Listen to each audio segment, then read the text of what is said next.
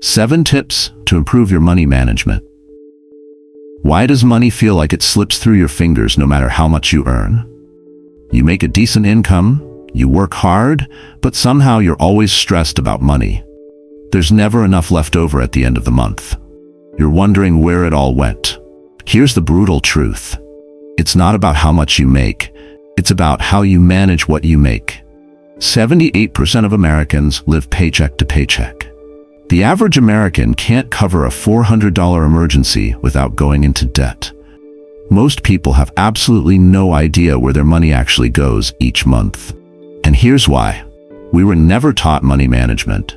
We learned algebra, history, and literature in school, but nobody taught us how to budget, save, or manage money. We were sent to the adult world completely financially illiterate, expected to figure it out on our own. Today, I'm going to give you 7 practical tips that will transform how you manage your money. Not complicated financial theory, not get-rich-quick schemes, just simple, actionable strategies that actually work. These are the things wealthy people do consistently that separate those building wealth from those wondering where their money disappeared. Comment money management if you're ready to finally take control of your finances. Let me start with the first tip that changes everything. Tip 1. Track every dollar for 30 days. The first tip that will transform your money management is simple but powerful. Track every single dollar you spend for 30 days. Not forever, just 30 days. And I know what you're thinking. That sounds tedious and annoying, but here's why it matters. Most people have absolutely no idea where their money actually goes. They think they know. They'll tell you, oh, it goes to rent, groceries, and bills. But the details? The small purchases throughout the day? Is the just this once spending that happens multiple times a week? Complete mystery. By the end of the month, they're staring at an empty bank account, wondering where it all went. You cannot improve what you don't measure. You're flying blind financially, making it impossible to make smart decisions about your money. It's like trying to lose weight without ever stepping on a scale or tracking what you eat. You might have good intentions, but you have no data to guide your actions. So here's what you do. For the next 30 days, write down or use an app to track every single dollar you spend. Every coffee, every lunch out, every online purchase, every subscription that auto-renews, every impulse buy at the checkout line. Everything. You're not doing this to judge yourself or feel guilty. You're doing this to gain awareness about where your money is actually going versus where you think it's going. Most people who do this exercise are shocked by what they discover. They thought they spent maybe $50 a month on coffee, but it's actually $200. They assumed eating out was occasional, but they're spending $600 a month on restaurants. They forgot about 3 different streaming subscriptions they're paying for, but barely using. That shock of awareness is exactly what you need, because once you see the truth, you can make informed decisions. Maybe you decide that $200 a month on coffee is worth it to you, because you genuinely love those moments. Great, keep it. Or maybe you realize you're spending $200 a month on something you don't even enjoy that much, and you'd rather redirect that money toward building your emergency fund or investing for your future. The wealthy track their spending obsessively, not because they're cheap, but because they understand that awareness creates power. When you know where every dollar goes, you can make intentional choices instead of wondering at the end of each month why you're broke again despite having a decent income. 30 days of tracking can change 30 years of your financial future. Tip 2. Create a zero-based budget. The second tip is to create what's called a zero-based budget, and this is where most people's money management actually transforms from chaos into control. Here's what zero-based budgeting means. Before the month begins, every single dollar of your income gets assigned a specific job. Your income minus all your planned expenses minus all your planned savings should equal 0. Now, 0 doesn't mean you're broke. It means every dollar has an assignment. No money is sitting around unassigned, just waiting to accidentally get spent on random things you can't even remember a week later. This is completely different from how most people handle money. Most people have a vague sense that they should try to save some money or not spend too much, but they don't have an actual plan.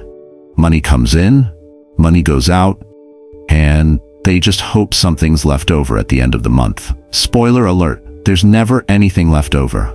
Here's how you create a zero-based budget. Before the month starts, write down your total income. Then list every expense you know is coming.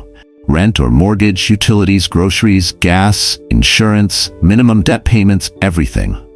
Assign a specific dollar amount to each category. Don't forget to include categories for savings, investing, and even fun money.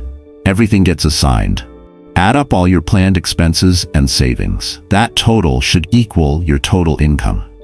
If you have more income than expenses, assign that surplus somewhere intentionally. Extra debt payment, emergency fund, investments, or a specific savings goal. If you have more expenses than income, you need to cut expenses until they balance. This is where those 30 days of tracking from tip 1 become incredibly valuable, because you'll know exactly where you can realistically cut. During the month, you spend only what you budgeted in each category. If you overspend in one category, you have to take money from another category to cover it.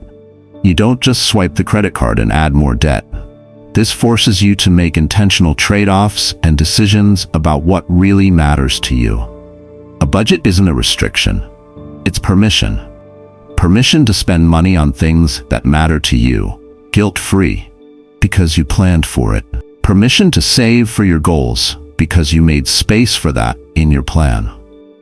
The wealthy don't let their money wander aimlessly. They direct it, assign it, command it. With a zero-based budget, you become the boss of your money instead of letting your money boss you around. Tip 3. Pay yourself first. Automate savings. The third tip is one of the most powerful wealth-building principles you'll ever learn. Pay yourself first and automate it. Most people save money backwards. They pay all their bills first, spend money on everything else throughout the month, and then hope there's something left over to put into savings. But here's the problem. There's never anything left over. There's always another expense, always another reason to spend, always something that comes up. So instead of saving what's left over after spending, you need to flip the equation. Pay yourself first means that before you pay your rent, before you buy groceries, before you do anything else, you move money into savings. It doesn't matter if it's $50 or $500. What matters is that you do it first, automatically, without thinking about it. Here's how this works in practice. The day after your paycheck hits your account, you set up an automatic transfer that moves a predetermined amount directly into a separate savings account. This happens automatically, before you can spend that money on anything else. The rest of the money that remains is what you use to pay bills and cover expenses. This is where the magic happens. You naturally adjust your lifestyle to fit the money that's available. This works because of something called Parkinson's Law, which states that expenses expand to meet income. If you have $3,000 available to spend, you'll somehow find ways to spend $3,000. But if you automatically save $300 first and only have $2,700 available, you'll adapt your spending to fit that amount. You won't even miss the money you never saw in your spending account. The key is automation. When savings happen automatically, you eliminate the willpower battle. You don't have to decide each month whether you feel like saving. You don't have to resist the temptation to spend that money on something else. It just happens, silently and consistently, in the background. After 3 months, you won't even notice that the money is gone. After 1 year, you'll have accumulated savings that simply wouldn't exist if you'd relied on saving whatever was left over. Start with at least 10% of your income if possible, but even if you can only start with 5%, that's infinitely better than 0%. Every time you get a raise, increase your automatic savings by at least half of that raise. This way, you'll never miss the extra income because you never used to spend it. Pay yourself first, automate it, and watch your savings grow without requiring constant willpower or discipline. Tip 4. Build an emergency fund. The fourth tip isn't optional, it's foundational. You must build an emergency fund. This is not negotiable if you want financial stability. Life will throw curveballs at you.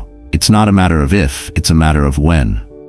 Your car will break down, you'll have a medical emergency, an appliance will die at the worst possible time. Your pet will need an emergency vet visit. You might lose your job. These things happen to everyone, and without an emergency fund, every unexpected expense becomes a crisis that derails your entire financial life. When you don't have an emergency fund, you're forced to put unexpected expenses on credit cards, which means you go into debt with high interest rates. That $800 car repair becomes a $1,000 debt after interest. That $1,000 medical bill becomes $1,500 by the time you pay it off. You end up paying significantly more for emergencies simply because you weren't prepared. Plus, the stress is enormous. Every unexpected expense creates panic and financial anxiety that affects your mental health, your relationships, and your ability to make good decisions. So here's your emergency fund plan. Start with a goal of saving $1,000 as quickly as possible. This is your starter emergency fund, your initial buffer between you and disaster. Once you have that $1,000, work toward building 3 months of living expenses. Calculate your rent, utilities, groceries, insurance, and minimum debt payments, then multiply by 3. That's your target. Eventually, you want 6 months of expenses saved for maximum security, but start with the achievable goal of $1,000, then 3 months. Keep this money in a separate savings account. That's easy to access, but not too easy. You don't want it connected to your debit card, where you might accidentally spend it. This money is only for real emergencies, not for sale at your favorite store, not because you want a new phone, not for vacation opportunities. Only for genuine emergencies, job loss, medical issues, critical car repairs, major home repairs. When you have an emergency fund, something psychological shifts. You sleep better. You breathe easier. You make decisions from a position of strength instead of desperation. That emergency fund isn't just money sitting in an account. It's peace of mind, it's options, it's power. It's the wall between you and financial disaster. Build it, protect it, and never underestimate how much security it provides. Tip 5. Use the 24-hour rule for non-essential purchases. The fifth tip is a simple rule that can save you thousands of dollars every year. Implement the 24-hour rule for all non-essential purchases.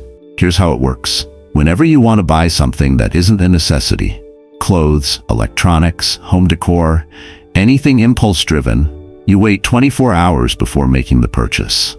Impulse spending destroys more budgets than almost anything else. You see something, you want it, you buy it. No pause, no thought, no real consideration. Marketing is specifically designed to trigger these impulses. Limited time offer. Only 3 left in stock. Sale ends tonight. They're creating artificial urgency to bypass your rational thinking and get you to buy immediately. Credit cards make this even easier. Just swipe and it's done. The pain of payment is delayed so it doesn't feel real in the moment. But later, after the dopamine hit of purchasing fades, you're left with regret, guilt, and financial stress. Your closet is full of clothes you barely wear. Your garage has gadgets you used once. Your bank account is empty.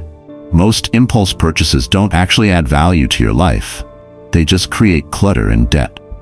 The 24-hour rule breaks this cycle. When you see something you want, write it down in a note on your phone or add it to a list. Then wait 24 hours. If you still want it after 24 hours and you can afford it without going into debt, then buy it. But here's what usually happens. The impulse passes. After 24 hours, you often can't even remember why you wanted that thing so badly. The emotional trigger that drove the desire has faded, and your rational brain has time to engage. Studies show that over 70% of impulse purchase desires disappear after waiting just 1 day. That's money staying in your account instead of going to things you don't actually want. For larger purchases, extend the waiting period. Wait 1 week for anything over $100. Wait 30 days for anything over $500. The bigger the purchase, the longer the waiting period should be. This isn't about denying yourself things you genuinely want. It's about making sure you're spending money on things you actually value, not just things that triggered an emotional response in a moment. The 24-hour rule separates true desires from temporary impulses. It ensures you're spending intentionally, not emotionally. That simple pause can be the difference between building wealth and wondering where your money went. Tip 6. Eliminate one unnecessary expense every month. The 6th tip is about continuous optimization. Every single month, eliminate one unnecessary expense from your budget. Over time, expenses accumulate like barnacles on a ship. You subscribe to a service and forget about it. You sign up for a membership you rarely use. You keep paying for premium features you don't need. Each subscription renews automatically, silently draining money from your account. Here's how it adds up. Just $9.99 per month doesn't sound like much. But when you have 15 different subscriptions, that's $150 per month, $1,800 per year. You're experiencing death by 1,000 small cuts. Each individual expense seems insignificant, but combined, they're bleeding you dry financially. So here's what you do. Every month, conduct a mini audit and eliminate one thing you're paying for that doesn't add real value to your life. Review your bank statements from the last 3 months. Highlight every recurring charge. For each one, ask yourself 3 questions. Do I actively use this? Does this add meaningful value to my life? Would I genuinely miss it if it were gone? If the answer to any of these is no, cancel it immediately. Common targets include gym memberships you're using once a month or not at all, streaming services you're keeping for one show when you could watch that show somewhere else, subscription boxes that pile up unopened, premium app features you never use, magazine subscriptions you don't read, or storage units holding things you should have donated or sold years ago. This isn't about extreme minimalism or depriving yourself of things you love. Keep the subscriptions and services you actively use and genuinely value. Cancel the ones you've forgotten about or the ones that aren't actually enhancing your life. Even eliminating just $20 per month equals $240 per year saved. Do this consistently for 12 months, and you could easily save $1,000 to $3,000 annually, depending on how many unnecessary expenses have accumulated in your life. The best part is, you won't even miss most of these expenses once they're gone. You forgot you had them in the first place. That's money that can be redirected toward your emergency fund, your investments, or something you actually care about. Make it a game. What can you eliminate this month? Your bank account will thank you, and you'll barely notice the difference in your daily life, except for having more money available for things that actually matter. Tip 7. Review and adjust your money management monthly. The 7th and final tip ties everything together. Schedule a monthly money review and adjustment session. Most people either set a budget once and never look at it again, or they don't set a budget at all. But here's the reality. Your expenses change, your income changes, life changes. If your financial plan stays static while your life evolves, it's gonna stop working. Money management isn't a set-it-and-forget-it system. It's a living, breathing practice that needs regular attention. Think of it like maintaining your car. You don't just buy a car and never check the oil, never rotate the tires, never look under the hood. You perform regular maintenance to keep it running well. Your finances need the same regular maintenance. So here's what you do. Once a month, schedule 30 minutes for a money review. Put it on your calendar, just like any other important appointment. During this time, review the previous month. What went well with your spending? What didn't go as planned? Then adjust your budget for the upcoming month. Check your progress on financial goals. Celebrate wins, learn from mistakes. This is about continuous improvement, not perfection. During your monthly review, look at several key areas. Has your income changed? Were there any expense surprises? Did you stay within budget in each category, or did some categories go over while others came in under? Are you on track with your savings goals? Are you making progress on debt payoff? What irregular expenses are coming up next month that you need to plan for? What adjustments need to be made based on what you learned this month? This monthly review catches problems early before they become big issues. It keeps you accountable to your financial goals. It builds financial awareness over time. Most importantly, it turns money management into a habit rather than a crisis response. You're being proactive instead of reactive. Make this review pleasant, not stressful. Do it with a cup of coffee in a calm environment. If you have a partner, do it together. Focus on progress, not perfection. The goal isn't to beat yourself up about mistakes, it's to learn and adjust. Each month, try to get just 1% better at managing your money. That continuous improvement compounds over time into dramatic results. 30 minutes once a month to secure your financial future. That's the cheapest and most valuable investment you'll ever make. Let me recap these 7 money management tips that can transform your financial life. Track every dollar for 30 days to gain awareness. Create a zero-based budget so every dollar has a job. Pay yourself first by automating savings. Build an emergency fund for financial security. Use the 24-hour rule to prevent impulse spending. Eliminate one unnecessary expense each month. Review and adjust your finances monthly. These aren't random tips, they're a complete system. Tracking reveals reality. Budgeting creates a plan. Automation ensures execution. An emergency fund provides security. The 24-hour rule prevents sabotage. Monthly elimination frees up cash. Regular review keeps you improving. Don't try all 7 at once, that's overwhelming. Start with tip 1 this week. Add another next month. Build one habit at a time. By month 7, you'll have all 7 running on autopilot. 6 months from now, your financial life will look completely different. Not because you earned more, but because you managed better what you already have. Comment tip hack with the one you're starting today. Money management isn't rocket science. It's discipline science. These tips aren't secrets. They're practices the wealthy do consistently that most avoid. The difference between financial stress and financial peace isn't your income, it's your management. Start today with tip 1. Your future self is begging you to begin.